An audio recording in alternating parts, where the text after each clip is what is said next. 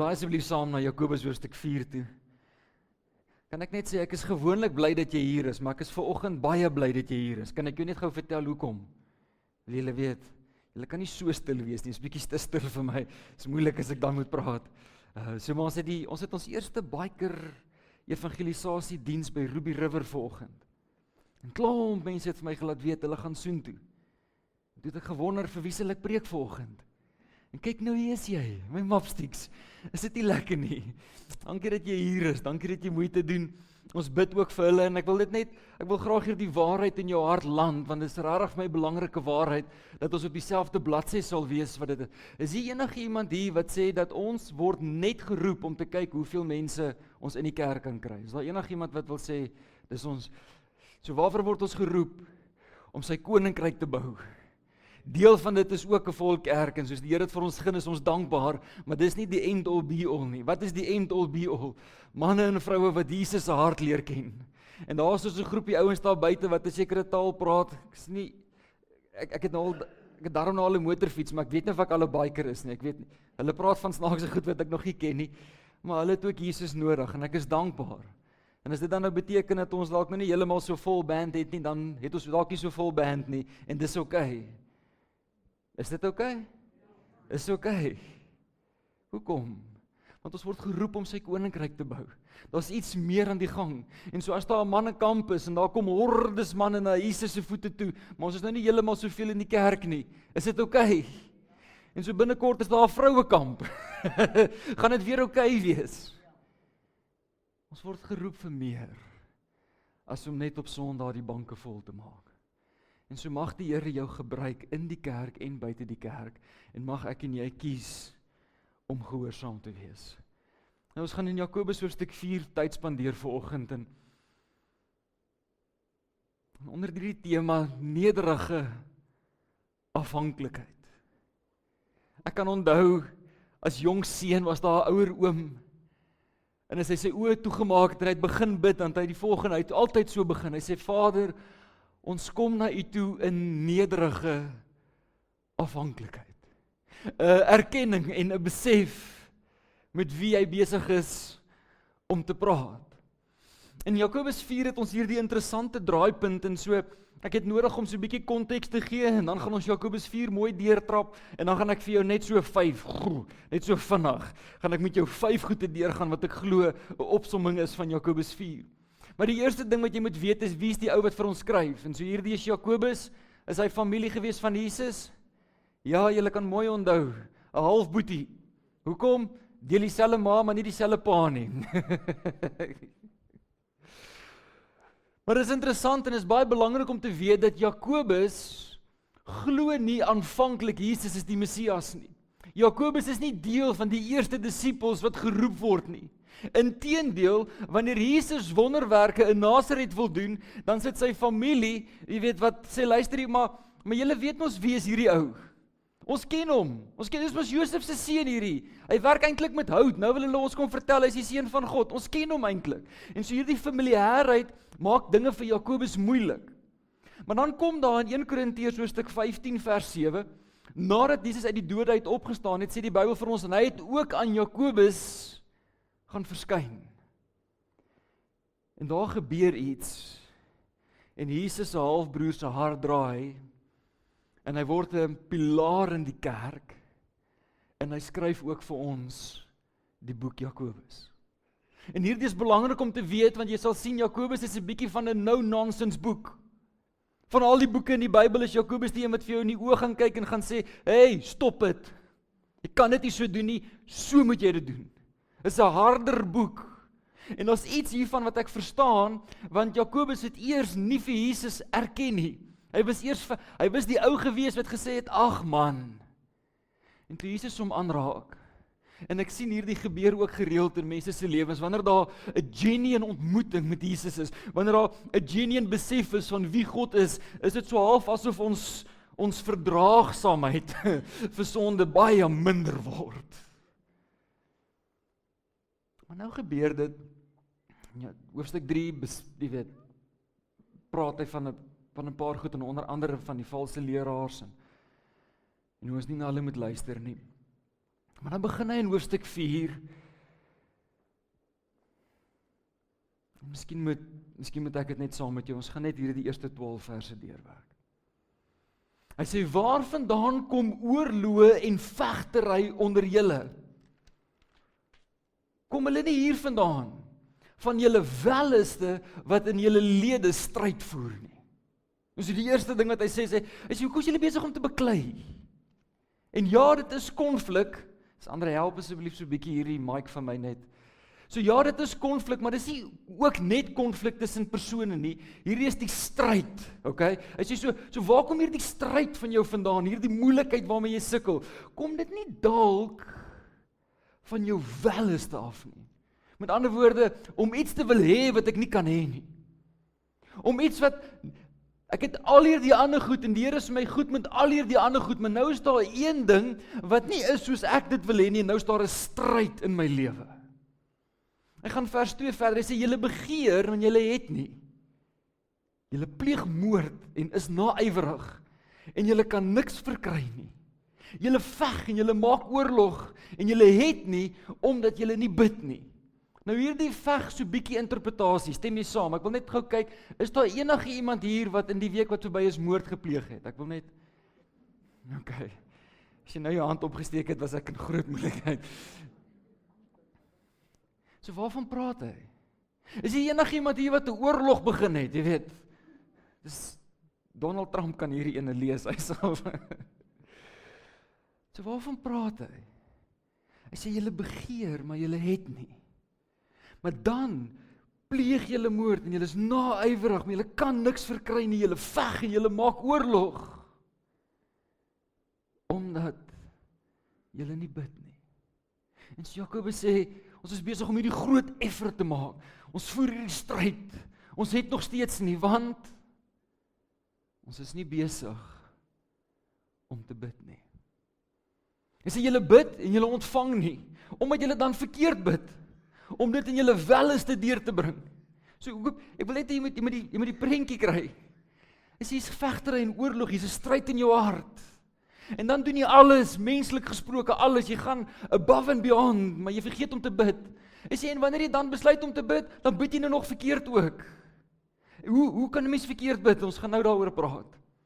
Hy sê, egbreeksters, weet julle nie dat vriendskap van die wêreld vyandskap teen God is nie?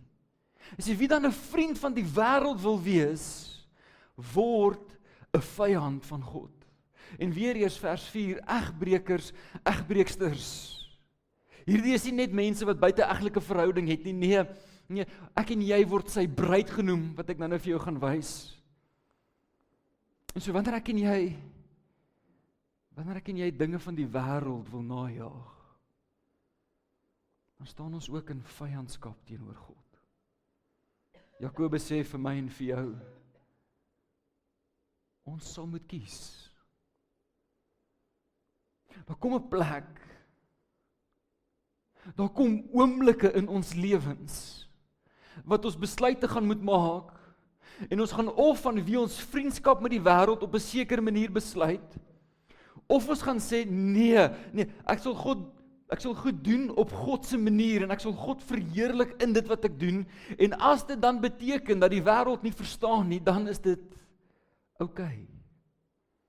So 2-3 weke terug, praat ek met 'n jong man wat onlangs tot bekering gekom het, en het altyd saam met sy werkspelle, dit is lekker gewees, hulle het sekere naweke gehad, dan het hulle nou kwaai gaan drink, en hulle het nou kwaai gaan kuier, en hulle het nou kwaai, nou het hy tot bekering gekom, nou kom hy na my toe, en hy sê, ja, ek verstaan nou nie iets nie, sê, my vrou is nou baie moeilik, sy wil nou nie meer hê, ek moet na hierdie goede toe gaan nie, jy weet, ek wil nog baie graag gaan, jy weet, want hierdie ouens, jy weet, ek wil hom nou nie uitvoel nie, jy weet, ek wil hom nou nie die een wees wat hulle, jy weet, ek wil hom nou nie die droë drup wees nie, hoor net vir my, iewers moet jy kies.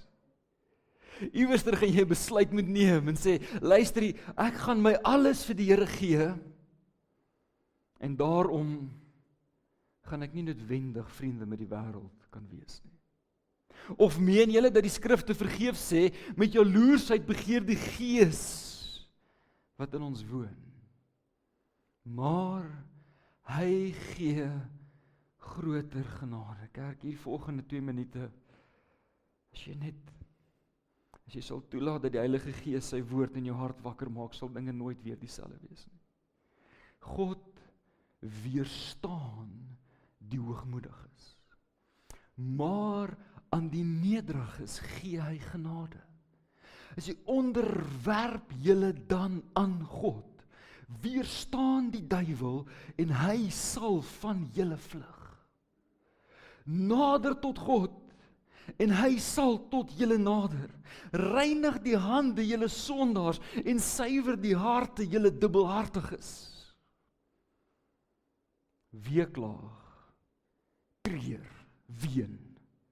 Sy laat julle gelag in treurheid verander word en julle blydskap in bedruktheid. Verneder julle voor die Here en hy sal julle verhoog. Ek gaan dit weer vir jou lees. Verneder julle voor die Here en hy sal julle verhoog. En hoe lyk hierdie in realiteit? Broers, moenie van mekaar kwaad spreek nie. Die wat kwaad spreek van sy broer en sy broer oordeel, spreek kwaad van die wet en oordeel die wet. En as jy die wet oordeel, is jy nie 'n dader van die wet nie, maar jy is 'n regter. Een is die wetgewer.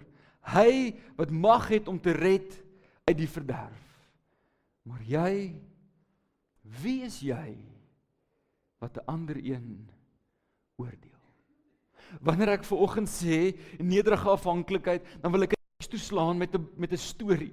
'n Storie van Retief Burger, en ek weet nie of jy sy storie so bietjie volg nie, maar dis die moeite werd om sy storie te volg.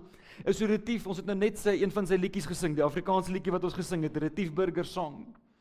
En so die Here gebruik hom as hierdie jong man in die NG Kerk wat opstaan en hy verander eintlik die musiekwêreld vir die Afrikaanse Christen. Hy word eintlik 'n held. Almal ken hom en almal kyk op na hom. En dis hierdie wonderlike ou. En dan besef hy's besig om liedjies te sing, maar hy's nie besig om gehoorsaam te wees in die opdrag van die Here nie. En die opdrag van die Here is om disippels te maak. En hy ontmoet 'n ou met die naam van Philip. En Philip begin vir Retief disipel. En as jy dit dan nou hier van buite af kyk, sal jy sien, maar Retief raak dan eintlik al weg. Hy hou op om liedjies op te neem, hy hou op om CD's vry te stel, want hy begin om disippels te maak, want dis die roeping wat die Here vir ons gegee het. En op 'n stadium in sy journey sê die Here vir Retief, dis tyd om sy eie ding te doen, en hy moet kerk plant en hy moet disippels maak. En in 'n intieme gesprek met Philip, nou ek vertel dit vir jou, want hy het dit in die publiek vertel, so hy gee nie om dat ek dit vertel nie. Maar hy sê vir Philip, hy sê, ons gaan groot gaan.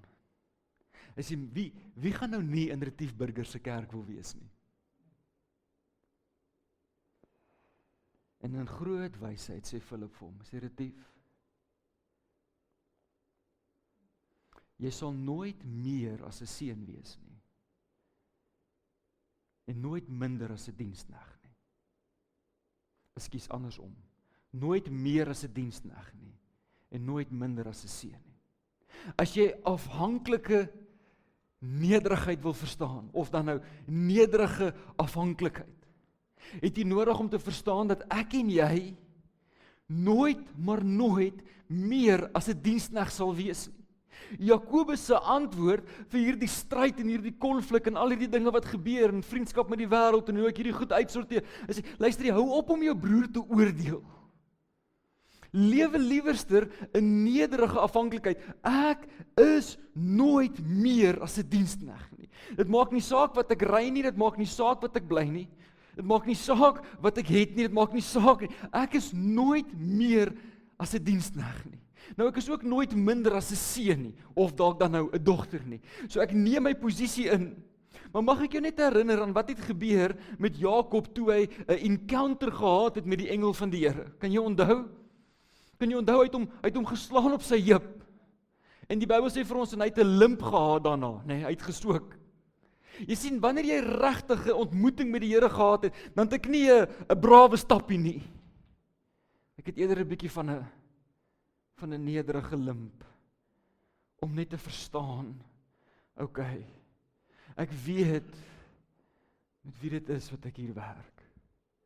En so Jakobus deel met my en jou al hierdie goed, al hierdie fasette, en ek gaan probeer om dit baie vinnig vir jou op te som.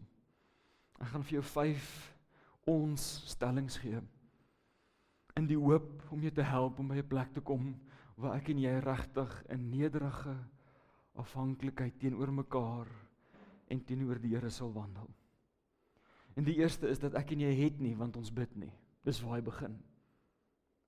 So wat is die koneksie tussen 'n nederige afhanklikheid en gebed? Jy sien, as ek genuine nederig afhanklik is van hom, dan weet ek dat gebed is nie opsioneel nie. Weet jy, wanneer hou ons op om te bid? Wanneer ons dink ons het dit. Wanneer ons dink, nee, ek gaan maar net dokter toe gaan en ek gaan maar my ietsiekie gee en die dokter gaan my uitsorteer en dan gaan ek reg wees. Dis wanneer ons ophou bid. Daar is 'n nederige afhanklikheid wat my vat na my binnekamer toe, 'n besef hoe nodig ek hom het. Kan ek jou sê in Matteus 7:7, nooi Jesus my en jou, hy sê, bid en vir julle sal gegee word. Soek en julle sal vind, klop en vir julle sal oopgemaak word. Ons het 'n opdrag om te bid. Bid is nie opsioneel nie. Bid is nie net vir die intercessors nie. Bid is nie net vir 'n event by die kerk nie. Gebed is veronderstel om deel van my en jou elke dag se lewe te wees. Maar sien net, sê bid, vir julle sal gegee word. Soek en julle sal vind. En klop en vir julle sal oopgemaak word. Daar's so 'n bietjie van 'n progressie daar.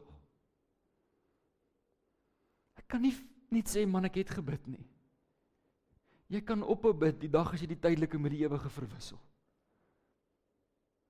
Gebed is 'n bewys van my nederige afhanklikheid van God. Iemand sê vir jou, kom saam hierheen. Die regte antwoord is, kom ek gaan bid daaroor. Een sê vir jou, hierdie is 'n goeie besigheidsbesluit. Die regte antwoord is, kom ek gaan bid daaroor. Gebed behoort deel te wees van my en jou se elke dag se wandel. Ek wil vir jou dit sê, en ek dink ons weet dit, dat baie keer hou ons op bid, omdat daar ook 'n mate van teleurstelling is. Omdat ek voel, werk gebed eintlik. Omdat ek voel, maar ek het gebid en toe die Here my nie geantwoord nie, of dit het nie uitgekom soos wat ek gevra het, dit moes uitkom nie, en so nou wat maak dit saak om te bid? Nou ek wil dit vir jou sê, dat gebed is nie 'n towerstafie om alles te kry wat ek wil hê nie. Dis nie wat gebed is nie. Maar jene tog, moet asseblief nie die rede wees dat jy nie het nie, is omdat jy nog nie eens gevra het nie. Julle volg my. So as jy het nie, want jy vra nie. Moet asseblief nie dat dit die rede wees hoekom jy nie het nie. Maak ten minste seker jy het gaan vra. En as jy gaan vra het, dan lewe ons nog steeds 'n lewe in oorgawe onder sy wil, en so Vader, U wil, nie my wil nie. Ek gaan nie my wil op God probeer afforceer nie, maar ek gaan nie ophou vra nie. Want ek kan hom vertrou. Hy nooi my dan en sê ek mag bid, ek mag soek, ek mag klop. Ek en jy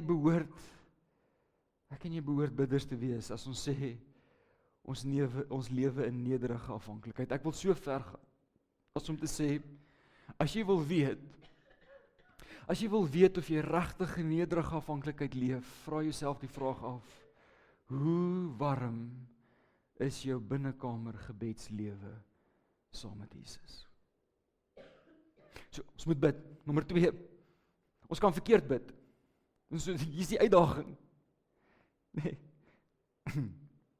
Ek weet nie of julle ook in hierdie tyd, maar ek kan onthou, in my tyd in Standerton, is daar eendag, toe nooi Tannie my na huis toe, en toe ek by huis kom, sê sy, jy gaan nou eers die preek sit en kyk. En dit was bietjie awkward, want ek het toe nou op haar bank gesit, vir 'n uur lank in 'n preek kyk, want sy wil graag met my oor die preek praat. En die preek het net gegaan oor hoe ons nie die bloed van Jesus mag pleit nie. Dis waar die preek gegaan het. En deel van die preek is hoe ons nie aan die einde van die gebed moet sê in die naam van Jesus nie, maar ons moet eerder in die begin van die gebed sê in die naam van Jesus. Nou, ek wil dit net sê vanoggend dat wanneer hy sê jy kan verkeerd bid, dis nie die goed waarvan hy praat nie. Ons is so geneig om op hierdie eksterne goede te fokus, die buitekant, En Jesus maak dit baie duidelik in Matteus 6 vers 6. Hy sê, maar jy, wanneer jy bid, gaan in jou binnekamer, sluit jou deur en bid jou Vader wat in die verborgene is. En hier's die reël, hier's die beginsel. En jou Vader wat in die verborgene sien, hy sal jou in die openbaar vergeld. Weet jy hoe bid ek verkeerd? Ek bid verkeerd wanneer ek van buitekant of binnekant toe probeer bid. Ek bid verkeerd wanneer ek met allerlei goedjies en dingetjies en meganies probeer om God te kry om te doen wat ek wil hê. Dit is verkeerd bid. Wanneer ek in lyn met my eie begeertes en my eie welis bid, dit is verkeerd bid. Weet jy wat is reg bid? Reg bid is 'n nederige, afhanklike hart wat sê, Vader, ek kom nederig in afhanklikheid na U toe en ek kom vra. En dis tog so duidelik in God se woord. Hy sê, as julle wat slegte paas is, weet hoe om goed te doen, hoeveel te meer julle Vader in die hemele nie. En so ons het hierdie seun en dogter verhouding met ons Pa. Nou kan ek net vinnig sien, wie van julle steek op jou hand as jy ouer is? Steek net vinnig op jou hand as jy die voorreg het om kinders. Nou wie van julle, as jou kind sou kom na jou toe, hy het nou net sy matriekeksamen klaar geskryf, en hy kom na jou toe en hy sê, Pa, ek eis 'n kar vandag. Hier is die foto, ek gaan hierdie foto op die yskas plak, en jy beter vir my 'n kar gee. Wie van julle pa se harte sal wees soos, haai my seun, graag. Philip, is nie die way nie, ou.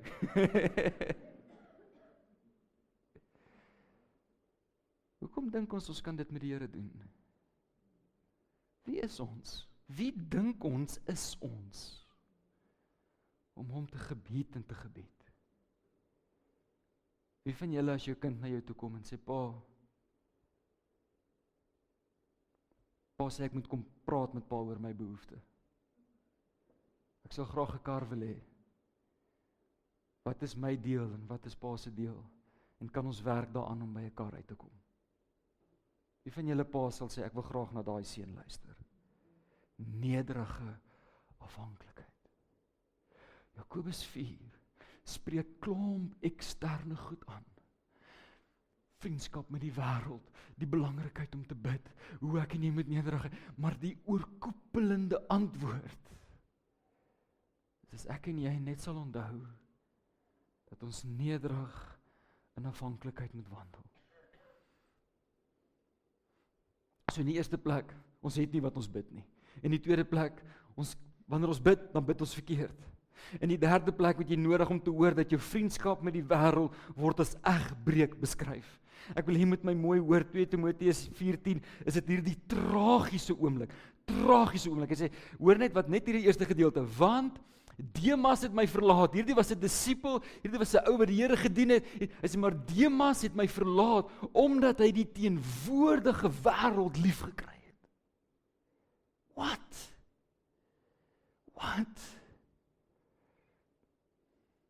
Die druk is nou meer as ooit in die verlede. Om met ongeregtigheid te probeer geld maak. Hoor my asseblief vanoggend baie mooi. Jy gaan iewerster moet kies. Of 'n liefde vir die wêreld, of 'n liefde vir God. Maar ons kan nie al twee doen nie. Demas verloor sy hart op hierdie wêreld. Ek wil hê jy moet my mooi hoor. Ek wil jy moet hoor hoe voel God oor my en jou in Openbaring 19 vers 8. Hy sê, en aan haar is gegee, hierdie haar is die bruid van Christus. As jy vandag sê, ek erken Jesus as my verlosser en saligmaker, dan is jy ook deel van die bruid van Christus. Aan haar is gegee om te bekleed te wees met rein, blink, fyn linne, want die fyn linne is die regverdige dade van die heiliges. Jy is 'n bruid besig om jouself voor te berei vir die bruidegom. Hy is op pad terug. Ons moet onsself regkry om hom te ontmoet. Kan jy dink, manne, luister gou, kan jy imagine, dis jou troudag, wonderlik. En hier kom jou vrou, totaal onvoorbereid. Sy het nie haar hare gekam nie, sy het nie haar tande geborsel nie. Sy het sommer die naaste T-shirt gevat en hom aangetrek. Okay, wag, ek gaan hier help. Ek gaan dit omdraai. Okay. Vroue, kan jy imagine?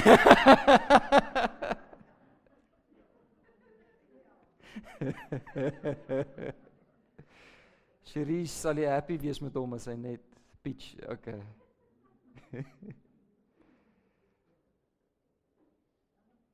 Nederige afhanklikheid sê, Here, ek is besig om voor te berei om U eendag te ontmoet. Ek is nie maar net besig om deur die motions te gaan nie. Ek is nie maar net besig om hierdie lewe te leef nie. Ek is besig om myself voor te berei om U te ontmoet. Nou sou jy met my saamstem. Daar is sekere goed, en as jy regtig is besig is om jouself voor te berei, dan is daar sekere goed wat ek doen en sekere goed wat ek nie doen nie. Daar is erns in my hart, daar is 'n dringendheid wat in my leef, want hy is op pad, en ek moet reg wees om hom te ontmoet. Ons kan nie vriende met die wêreld wees, en hulle naby hou nie. Ek het julle al die vrae gevra, ek gaan jou weer vra, want ek hoop die prentjie bly by jou. As dit sou wees, dat jy my hier in die pad sien afloop, hand aan hand met 'n ander vrou, en ons kom daar op die hoek van die straat, en ek hou haar vas, en ek gee, wie van julle gaan vir Carla bel? Ek hoop almal van julle, Marika soos ek sal, julle gaan nie vir haar nie, julle gaan sommer vir my. Weet dit seker, die dag toe jy jou hart vir Jesus gegee het, jou hart behoort nou aan iemand anders. Jy staan in verhouding met iemand anders. En die Bybel sê vir ons, elke keer as ons teruggaan na die wêreld toe, is dit egbreek. Ons kan met net een persoon in 'n verbondsverhouding op 'n slag staan, en dis of Christus of die wêreld. Dit kan nie albei wees nie. Ek gaan begin klaarmaak en ek wil jou, ons vierde een, ons oorwinning begin by ons onderwerping. En ek lees weer vir Jakobus 4:7, onderwerp julle dan aan God, weerstaan die duiwel en hy sal van julle vlug. Man, ek is daarom nou al so jaar en 'n half op die dal. Ek hoop in die jaar en 'n half kon jy iets van my hart optel. Ja, dis belangrik dat jy die duiwel sal bestraf. Gee aan die vyand geen vas plek nie. Amen. Maar my genade, jy kan nie in rebellie teenoor God loop en die duiwel bly bestraf nie. Jy kan nie in sonde en in rebellie teenoor God loop, en as iets fout gaan, dan moet dit alles die duiwel se skuld wees. Dis nie hy nie, dis jy. Kom los, man. Kom uit hierdie plek van rebellie uit, kom uit hierdie plek van onderwerp jou eers aan God. Dan weerstaan jy die duiwel, dan sal hy van jou vlug. As jy voel die duiwel vlug nie, ek sou begin by stap 1. Onderwerp jou aan God. Wat beteken dit? Nederige afhanklikheid. 'n Besef, ek kan hierdie nie uit myself uit doen nie. 1 Petrus 5:6 roep ons na dieselfde plek toe. Verneder julle dan onder die kragtige hand van God, sodat hy julle kan verhoog op die regte tyd. Wie gaan ons verhoog? Onsself. Ons goedheid, ons slim plannetjies, my vermoë, dis nie jou vermoë wat jou gaan red nie. Daar kom 'n tyd en dit is baie nader as wat jy dalk dink. Die wêreld wat kom, gaan baie anders wees as die een waarvan af ons kom. Die volgende 10 jaar gaan revolusionêr anderster wees. En as jou besigheid dit gaan oorleef, gaan dit wees omdat jy iets verstaan van nederige afhanklikheid. As jou huwelik dit gaan oorleef, gaan dit wees omdat jy iets verstaan van nederige afhanklikheid. Jou slim planne gaan jou nie daar vat nie. Jou afhanklikheid van die Here gaan wel. Dis die enigste manier waarop ek en jy regtig kan leef. Dis die enigste manier waarop ek jy regtig kan herstel. In Matteus 5:3 sê die volgende, hy sê, geseënd is die wat weet hoe afhanklik hulle van God is. Want aan hulle behoort die koninkryk van die hemele. Wil die musiekspan, wil julle nie asseblief na vore kom nie? En ek is nou sorry, kan ons asseblief weer I Surrender sing? Sorry. Ons het eintlik 'n ander liedjie gehad, maar ek gaan hom nou change. Geseënd is die wat weet hoe afhanklik hulle van God is. Die 53 vertaling sê, geseënd is die wat arm is van gees, want aan hulle behoort die koninkryk van die hemele. Daar is 'n belofte vir my en vir jou in stoor. 'n Belofte dat hy ons sal verhoog. 'n Belofte dat ek en jy geseënd sal wees. Wil jy geseënd wees? En ek weer, wil jy geseënd wees? Natuurlik. Hier is die geheim.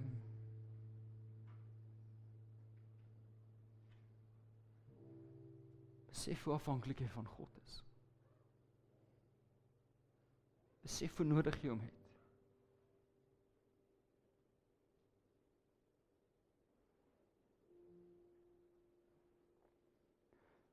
Ek en jy word geroep om manne en vroue te wees wat lewens leef oorgegee aan hom.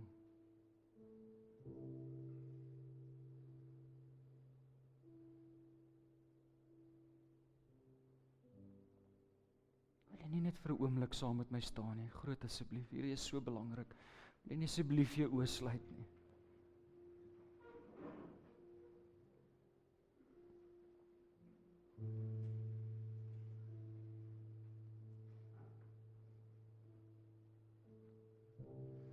Ek wil graag hierdie proses saam met jou deurgaan.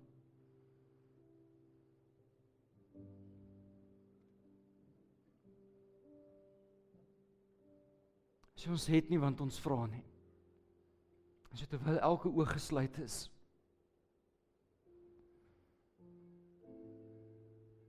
wil jy nie opnuut, al het jy, wil jy nie opnuut van die Here vra nie. Net nou, net waar jy is.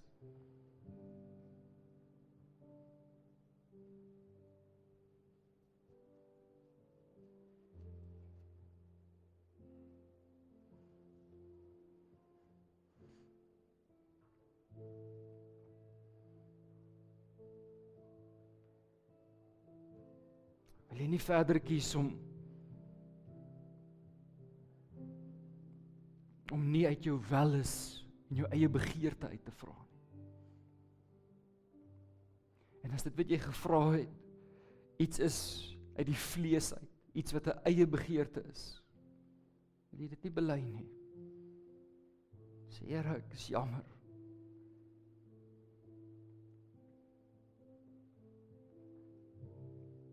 Ek is jammer as ek uit my vlees uit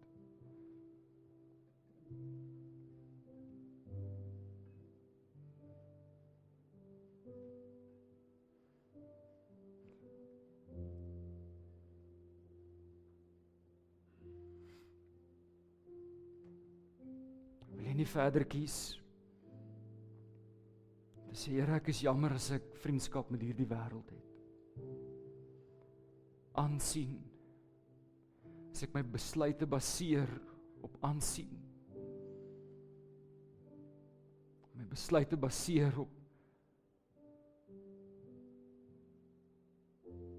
hoeveel geld ek kan kry eerder as hoe ek U kan verheerlik nie.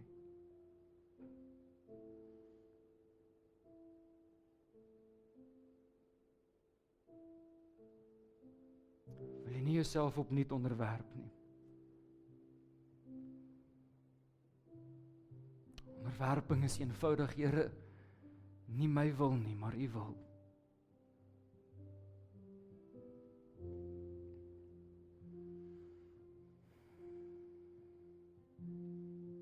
Wil jy nie hierdie oproep tot nederigheid? Wil jy dit nie vanoggend aanhoor? As die fondasie waarvanaf die Here jou kan gebruik nie.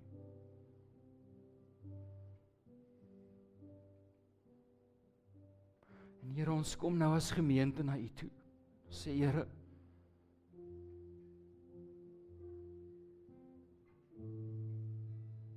ons wil opnuut oorgee.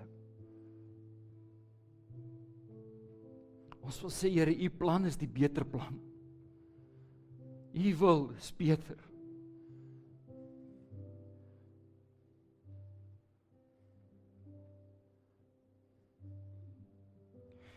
Ons wil nie self voldaan op grond van ons eie, op grond van ons goeie dade, op grond van ons eie verdienste nie.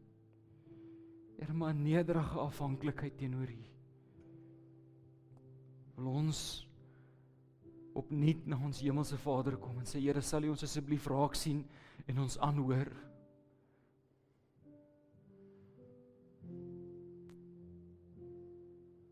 Here, dankie dat U woord vas staan en dat U ons uitnooi om ook te kom vra. Sal U ons asseblief help, sal U ons asseblief dra. Vader, ek wil bid in hierdie oomblik, Here, sal U asseblief die middelpunt wees van dit waaroor ons praat en dit waarop ons fokus.